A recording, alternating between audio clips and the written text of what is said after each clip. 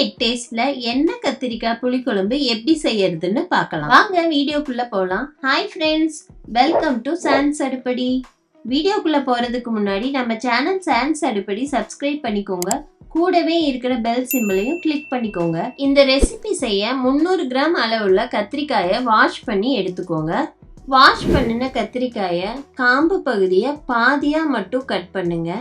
அதுக்கப்புறம் மேல் பகுதியில நடுவுல 2 சைடும் கிராஸா கட் பண்ணுங்க. இது போல கட் பண்ணினதுக்கு அப்புறம் உள்ள பூச்சி புழு இருக்கான்னு பாத்துக்கோங்க. நார்மலா கத்திரிக்காய் குழம்புக்கு கட் பண்ற மாதிரி சின்ன சின்ன பீசஸா கட் பண்ண கூடாது. இந்த மாதிரி தான் கட் பண்ணணும். இதே மாதிரி எல்லா கத்திரிக்காயையும் கட் பண்ணிட்டு தண்ணியில போட்டு வச்சுக்கோங்க. கட் பண்ணின எல்லா கத்திரிக்காயையும் தண்ணியில போட்டு ஓரமா வச்சிருங்க.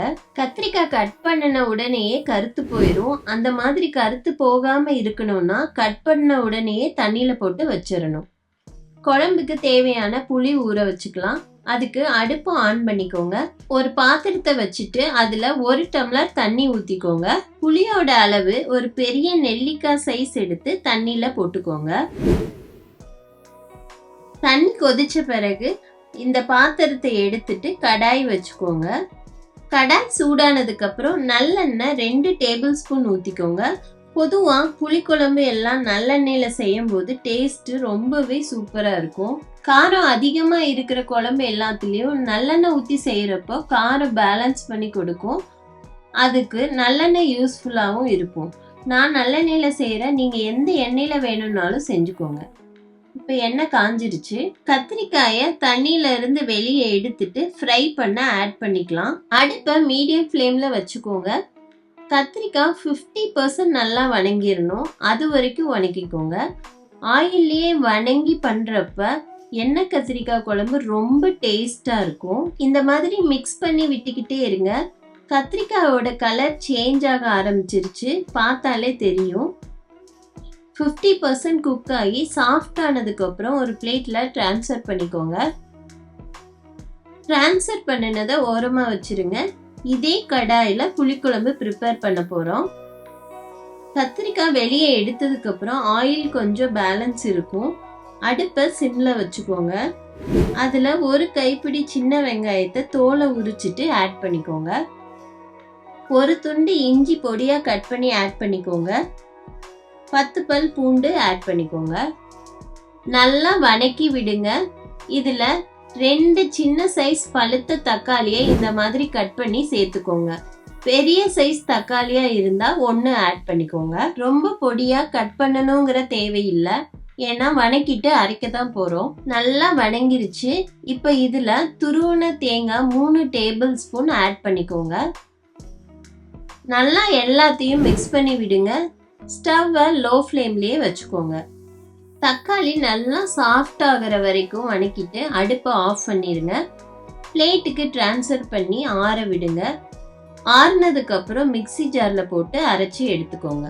இந்த மாதிரி ஃபைன் பேஸ்டா அரைச்சாச்சு. அரைச்சதை ஓரமா வச்சிருங்க. அடுப்பு ஆன் பண்ணி கடாய் வச்சுக்கோங்க. கடாய் சூடானதுக்கு அப்புறம் ஆயில் 2 டேபிள் ஸ்பூன் ஆட் பண்ணிக்கோங்க. 1/4 டீஸ்பூன் கடுகு ஆட் பண்ணிக்கோங்க. 1/4 டீஸ்பூன் வெந்தயம் ஆட் பண்ணிக்கோங்க. கடுகு பொரிஞ்சதுக்கு அப்புறம் 1/2 கப் அளவுக்கு சின்ன வெங்காயத்தை இந்த மாதிரி கட் பண்ணி சேர்த்துக்கோங்க. நீளவாக்காவோ குறுகலாவோ கட் பண்ணிக்கோங்க. நான் இந்த ரெசிபிக்கு சின்ன வெங்காயம் தான் முழுக்க முழுக்க யூஸ் பண்ணியிருக்கேன். உங்களுக்கு வேணும்னா பெரிய வெங்காயம் கூட யூஸ் பண்ணிக்கோங்க. கொஞ்சமா கருவேப்பிலை ஆட் பண்ணிக்கோங்க.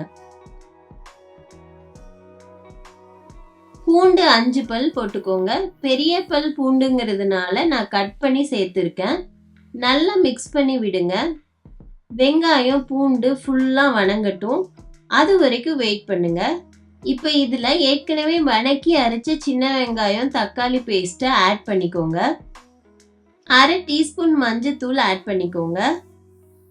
1/2 டீஸ்பூன் குழம்பு மிளகாத்தூள் சேர்த்துக்கோங்க.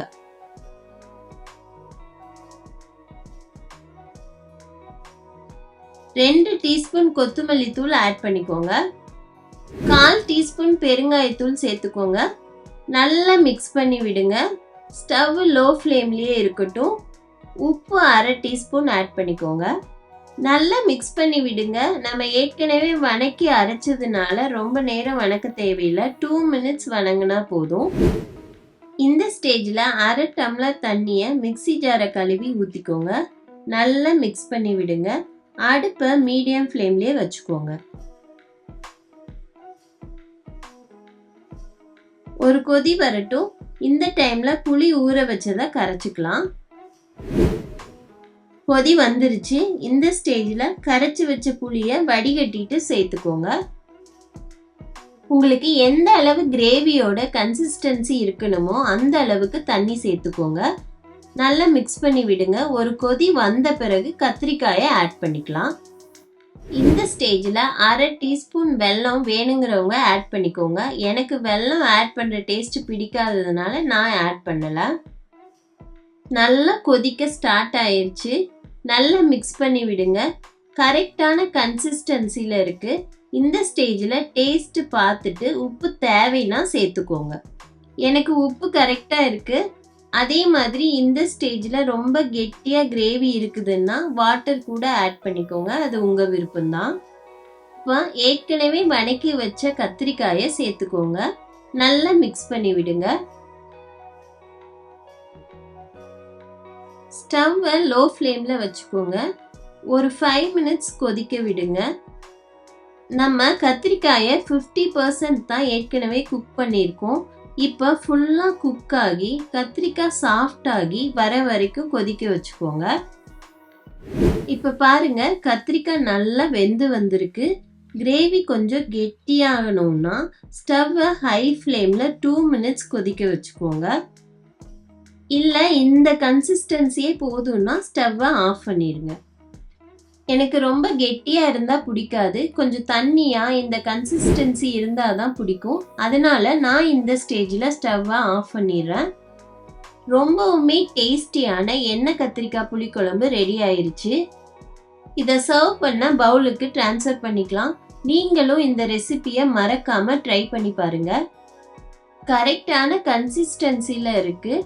நான் இன்னைக்கு இந்த கத்திரிக்காய் புளிக்குழம்ப ஒயிட் ரைஸோட வச்சு சாப்பிட போகிறேன். அப்படியே ஹோட்டலில் சாப்பிட்ற மாதிரியே டேஸ்ட் இருக்கு. வீடியோ படி அப்படியே செஞ்சு பாருங்க. வீட்டில் இருக்கிறவங்க அடிக்கடி செய்ய சொல்லி கேட்பாங்க. இந்த கிரேவியை இட்லி தோசைக்கும் வச்சு சாப்பிடலாம். டேஸ்ட் சூப்பராக இருக்கும். அவ்வளவுதான், எண்ணெய் கத்திரிக்காய் புளிக்குழம்பு ரெடி. ஃப்ரெண்ட்ஸ், நிறைய பேர் சப்ஸ்கிரைப் பண்ணாமல் வீடியோ பார்க்குறீங்க. சப்ஸ்கிரைப் பண்ணிட்டு பார்த்தீங்கன்னா எனக்கு ரொம்ப ஹாப்பியாக இருக்கும். சாம்ஸ் அடுப்படி சேனலை சப்ஸ்கிரைப் பண்ணி என்னோட மற்ற ரெசிபிஸோட வீடியோ பாருங்க. தேங்க்யூ. எங்கள் சேனல் உங்களுக்கு பிடிச்சிருந்தா சப்ஸ்கிரைப் பண்ணி சப்போர்ட் பண்ணுங்க.